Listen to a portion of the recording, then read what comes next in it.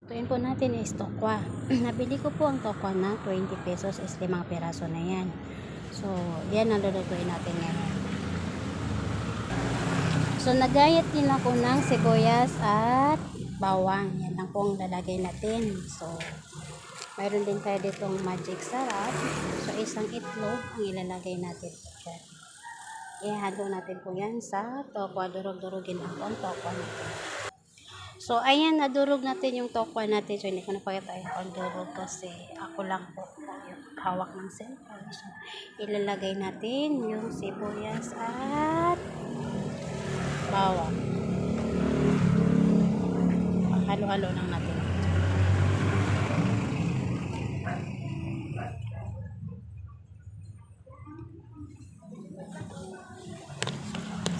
Halo lang natin.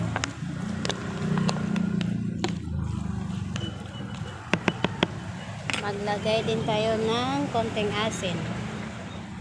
So, naglagay na ako ng magic sarap at saka asin at saka isang itlog ang nilagay ko po. So, ayan, nag-init tayo ng mainit na kawali. Kasi magpiprito na po tayo ng tokwa. So, ayan, naglagay na tayo ng mantika dyan sa mainit na kawali. So, antayin lang natin na uminit para madali maluto yung tokwa natin. Habang nagluluto, nagdi-display din po ako kasi nandito ako ngayon sa pesto. So, nagluluto na ako dito ng uulamin ko para hindi na ako makabili ng ulam.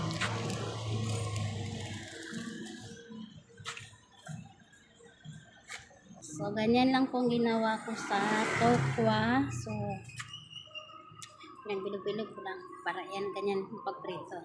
So, maglagay tayo ng tokwa sa mainit na kawali. Ganyan lang po ka-simple. So, ayan na po yung tokwa natin na dinurog. Dinurog ko lang po siya para lagyan ko ng itlog, sibuyas, bawang, tapos magic sarap asin. Yun na po, lagay ko. So, ayan na po siya. Parang social tignan, char.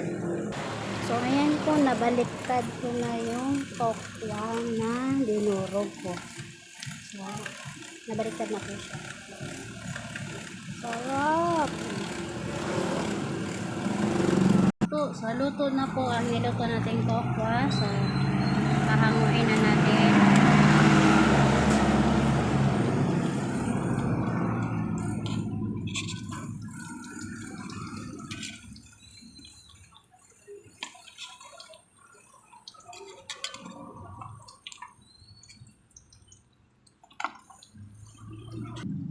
So, ito na po yung niluto natin tokwa.